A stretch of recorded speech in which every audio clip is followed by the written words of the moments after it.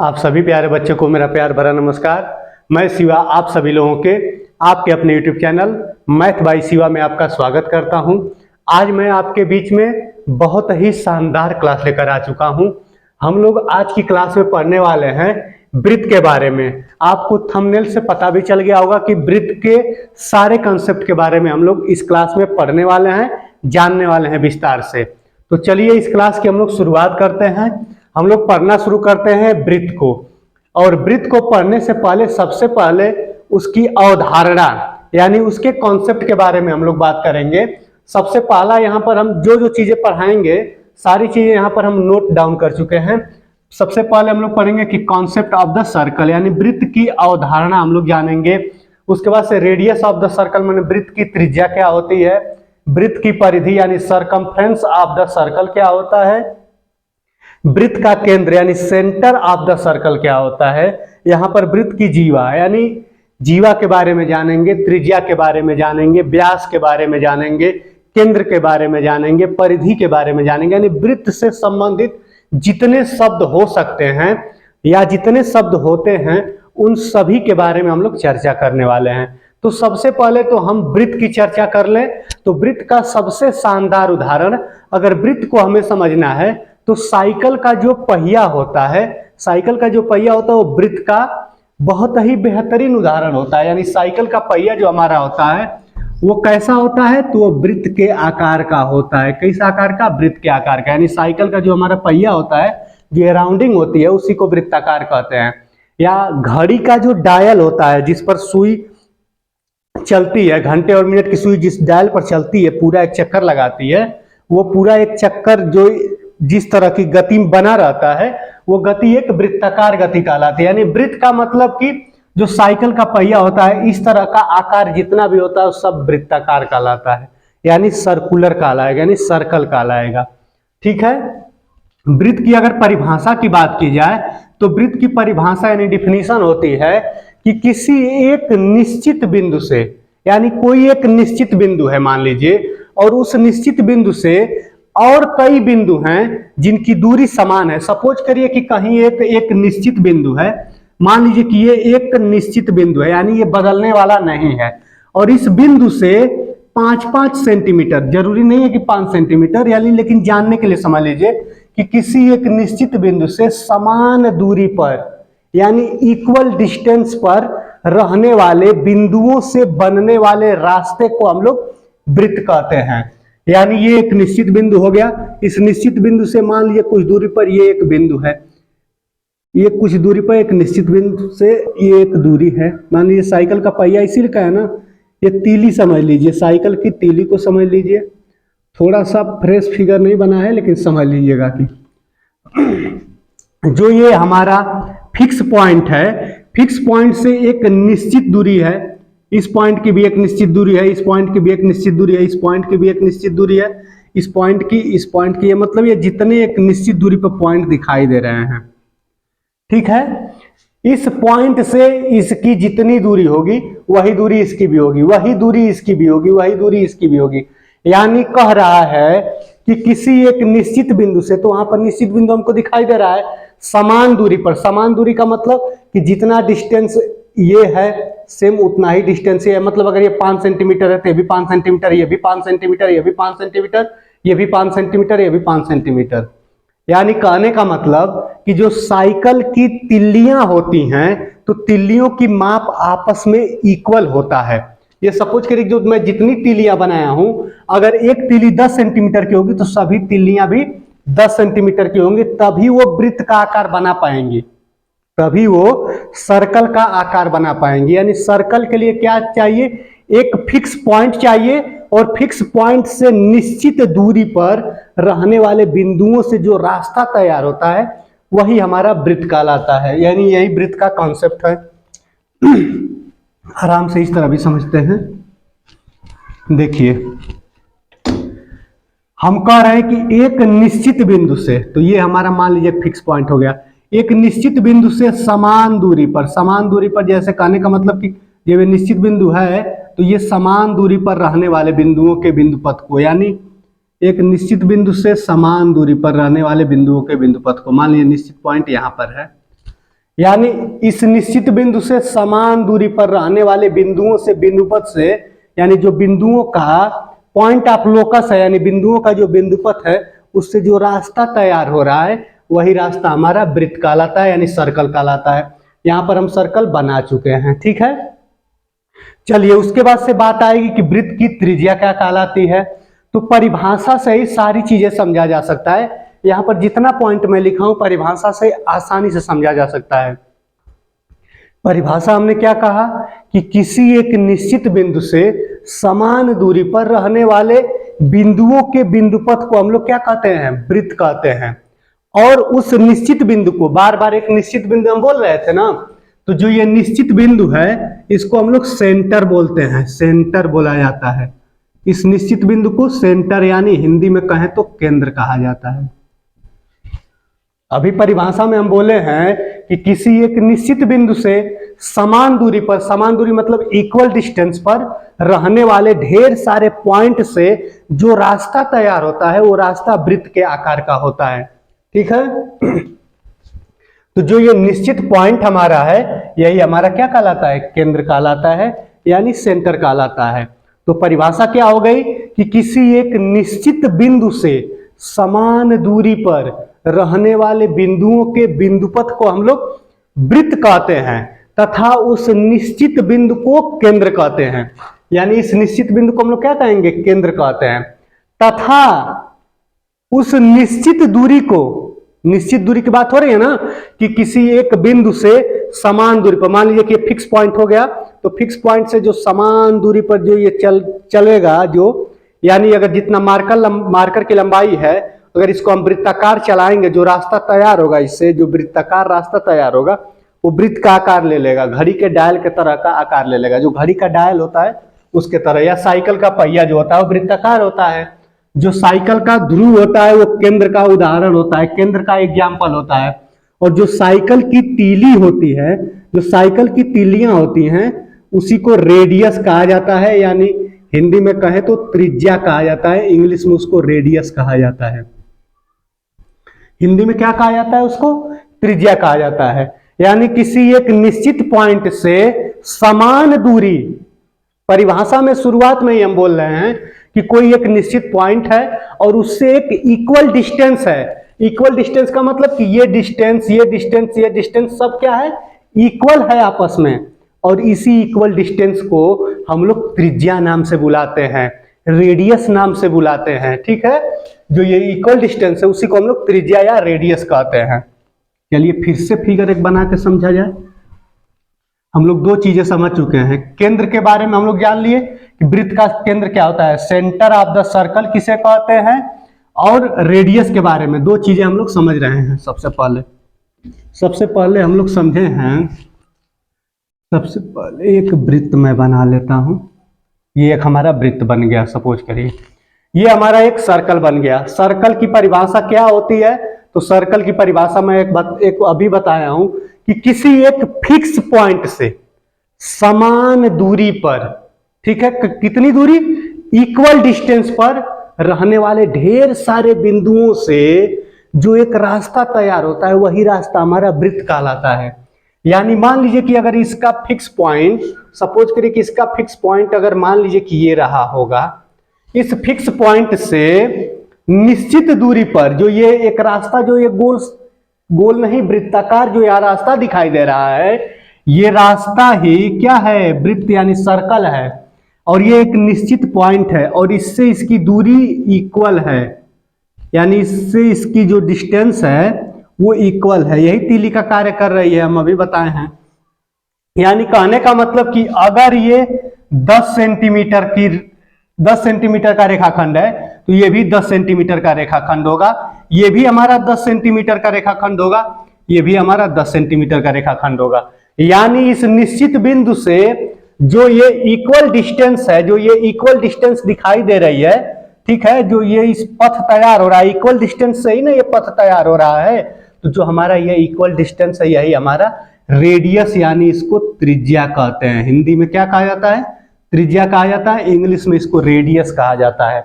और इस fix point को बताया है कि क्या कहा जाता है, तो इस फिक्स पॉइंट को केंद्र कहा जाता है, या यह कहिए कि सेंटर कहा जाता है।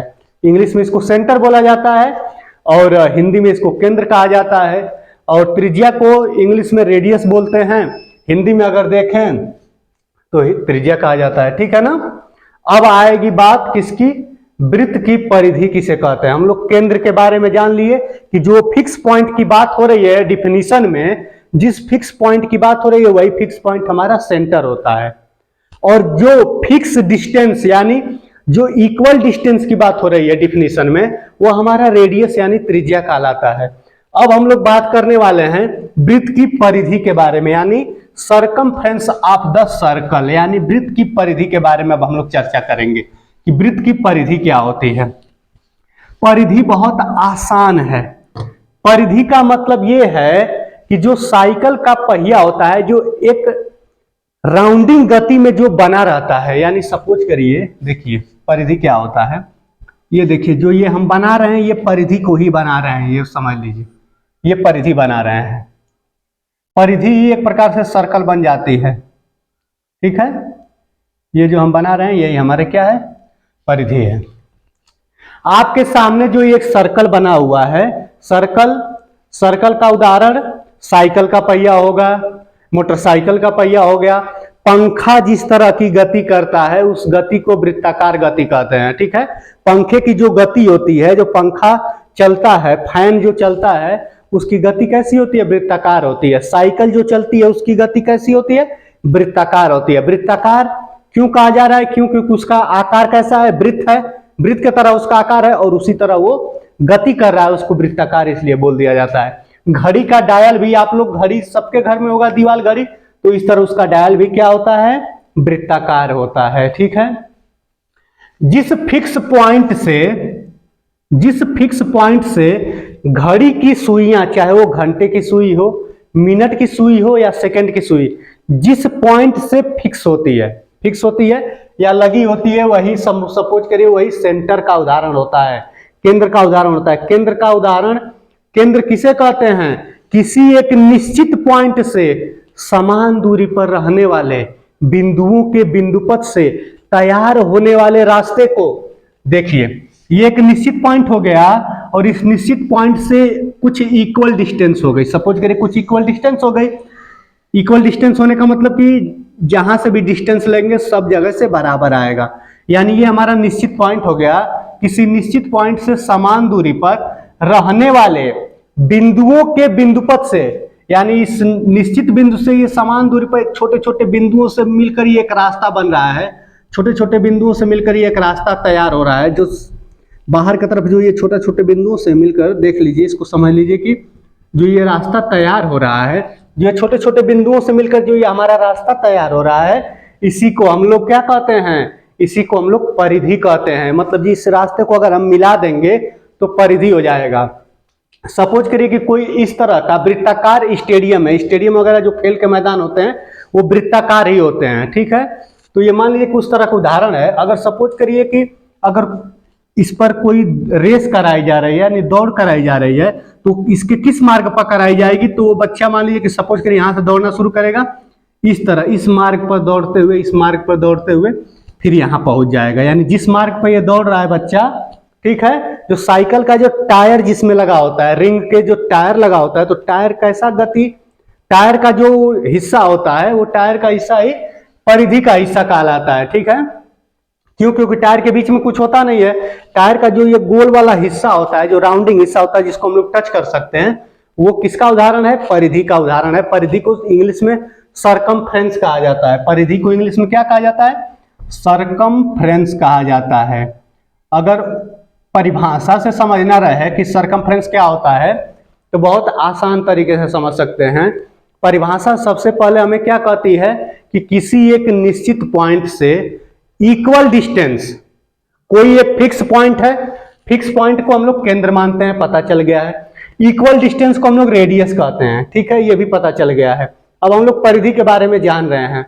किसी एक निश्चित बिंदु से समान दूरी पर रहने वाले बिंदुओं के बिंदुपथ से जो रास्ता तैयार होता है उसी रास्ते को हम लोग परिधि कहते हैं, या इंग्लिश में सरकमफ्रेंस कहा जाता है। यानी जो ये रास्ता तैयार हो रहा है ये हमारी परिधि है।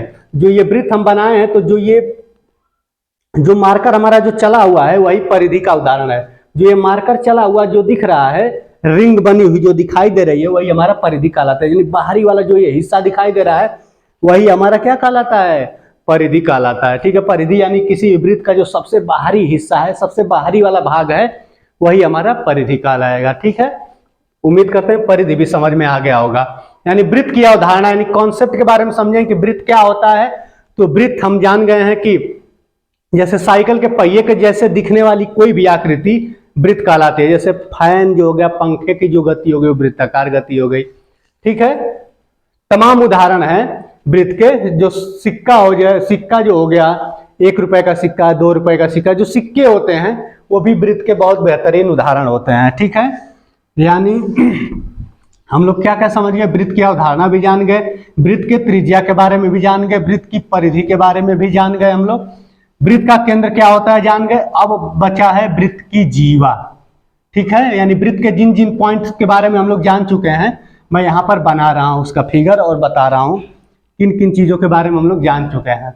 जैसे मान लीजिए कि देखिए ये फिगर है, ये हम वृत्त बना दिए हैं। ठीक है, परिभाषा के साथ चलेंगे हम लोग। कह रहा है कि किसी एक निश्चित पॉइंट से, तो ये हमारा निश्चित पॉइंट हो गया, किसी एक निश्चित पॉइंट से इक्वल डिस्टेंस पर रहने वाले लोकस ऑफ पॉइंट को, यानी बिंदुओं के बिंदुपथ को, यानी किसी एक निश्चित पॉइंट से समान दूरी पर, यानी दूरी थोड़ा भी यहां पर बदलनी नहीं चाहिए। जो जितनी ये दूरी ले रहा हूं मैं यहां से इस निश्चित पॉइंट से, ये दूरी बदलनी नहीं चाहिए। अगर 3 सेंटीमीटर का है तो सब 3-3 सेंटीमीटर का, 4 सेंटीमीटर का तो सब 4-4 सेंटीमीटर के होने चाहिए। यानी जो ये फिक्स पॉइंट से जो ये इक्वल डिस्टेंस है, इसको हम लोग क्या कहते हैं, इक्वल डिस्टेंस को त्रिज्या कहा जाता है। जो ये इक्वल डिस्टेंस है ये हमारी त्रिज्या कहलाएगी। जो ये फिक्स पॉइंट है ये हमारा केंद्र कहलाएगा। जो फिक्स पॉइंट है हमारा क्या हो जाएगा, केंद्र हो जाएगा। यानी त्रिज्या के बारे में भी हम लोग समझ गए, केंद्र के बारे में भी हम लोग समझ गए, परिधि के बारे में भी हम लोग जान चुके हैं कि जो ये वृत्ताकार जो ये मार्ग तैयार हुआ है, जो ये उन बिंदुओं से जो ये रास्ता तैयार हुआ है, जो ये रास्ता जिस पर मैं अपनी उंगली को दिखा रहा हूं, यही रास्ता हमारा क्या कहलाएगा, परिधि कहलाएगा, यानी सरकमफ्रेंस कहलाएगा। अब बात आएगी कि जीवा किसे कहेंगे, वृत्त का कॉर्ड किसे कहेंगे। ये अंतिम पॉइंट है, वृत्त की जीवा हम लोग किसे कहेंगे। तो किसी भी वृत्त में उसकी परिधि के किन्हीं 2 पॉइंट को, किसी भी वृत्त में उसकी परिधि के किन्हीं भी 2 बिंदुओं को मिलाने वाली रेखाखंड को हम लोग जीवा कहते हैं। यानी अगर ये एक वृत्त है और इस वृत्त के किन्हीं 2 पॉइंट को, एक पॉइंट मान लीजिए ये है, सपोज करिए एक पॉइंट ये है, परिधि के किन्हीं 2 पॉइंट को अगर हम मिला दे रहे हैं, तो जो मिलाने से ये रेखाखंड जो दिखाई दे रही है, ए बी रेखाखंड, ये हमारा जीवा हो जाएगा। जीवा का मतलब क्या हुआ कि वृत्त की परिधि, परिधि का मतलब जो बाहरी वाला किनारा है, जो वृत्ताकार वाला किनारा है, परिधि के किन्हीं 2 पॉइंट को, कोई भी 2 पॉइंट को मिला दीजिए। मिलाने के बाद जो हमको लाइन सेगमेंट यानी जो रेखाखंड प्राप्त होगा, उसी को हम लोग क्या कहते हैं, वृत्त की जीवा कहा जाता है। ठीक है, यहां पर हम जितने पॉइंट लिखे हैं सबको हम समझा चुके हैं। एक बार सारी चीजें हम रिवीजन कर दे रहे हैं, दोहरा दे रहे हैं कि किसी एक निश्चित बिंदु से समान दूरी पर रहने वाले बिंदुओं के बिंदुपथ को हम लोग क्या कहते हैं, वृत्त कहते हैं। उस निश्चित बिंदु को क्या कहते हैं, तो केंद्र कहा जाता है। उस निश्चित दूरी को क्या कहा जाता है, तो त्रिज्या कहा जाता है। ठीक है, और जो वृत्ताकार जो पथ से, बिंदुओं के पथ से जो रास्ता तैयार हो रहा है, उस रास्ते को हम लोग क्या कहेंगे, तो वृत्ताकार कहेंगे, वृत्त कहेंगे। ठीक है ना, या परिधि कहते हैं। उस रास्ते को क्या बोला जाता है, परिधि बोला जाता है। जैसे यहां पर देख लीजिए तो ये परिधि ये दिखाई दे रहा है, ये हमारा सेंटर दिखाई दे रहा है, और ये परिधि पर कोई 2 पॉइंट है। मान लीजिए कि यहाँ पर एक ए बिंदु है, यहाँ पर एक बी बिंदु है, इन दोनों को मिला दिए हैं तो ये हमको एक जीवा प्राप्त हो गई है। यहाँ पर हम लोग देख रहे हैं कि मान लीजिए कि ये एक बिंदु ए है और ये एक बिंदु मान लीजिए कि बी है। ठीक है, तो ये भी हमारे क्या प्राप्त हो रही है, कि जीवा प्राप्त हो रही है। अगर वृत्त की कोई जीवा केंद्र से होकर जा रही है, अगर वृत्त की कोई जीवा केंद्र से होकर जा रही है, तो उसको हम लोग डायमीटर या व्यास कहते हैं। उसको हम लोग क्या कहते हैं, डायमीटर या व्यास कहा जाता है। यानी वृत्त के केंद्र से होकर जाने वाली जीवा को हम लोग व्यास कहते हैं। यहाँ पर रेडियस को r से दिखाया जाता है। डायमीटर क्या होता है? डायमीटर यानी d का जो मान होता है, त्रिज्या का अगर हम दोगुना कर देते हैं तो हमको डायमीटर मिल जाता है। डायमीटर का मतलब देखिए, हम बना के बता भी दे रहे हैं।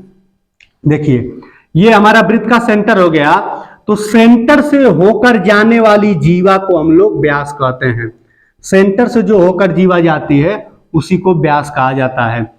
जीवा के लिए कंडीशन क्या है कि इस वृत्त की परिधि के किन्हीं दो पॉइंट को मिला दीजिए, वो हमारा जीवा कहलाएगा। किन्हीं दो पॉइंट को मिला दीजिए, मान लीजिए पॉइंट ये, दो पॉइंट को मिला दीजिए, जीवा कहलाएगा। वृत्त की परिधि के किन्हीं दो पॉइंट को बस मिला दीजिए, वो जीवा कहलाएगा। ठीक है, लेकिन मान लीजिए कि सपोज करिए कि हम दो पॉइंट को ऐसे मिलाएं कि वो जो रेखाखंड है वो केंद्र से होकर चली जाए, तो उसी को हम लोग डायमीटर या हिंदी में कहें तो व्यास कहा जाता है।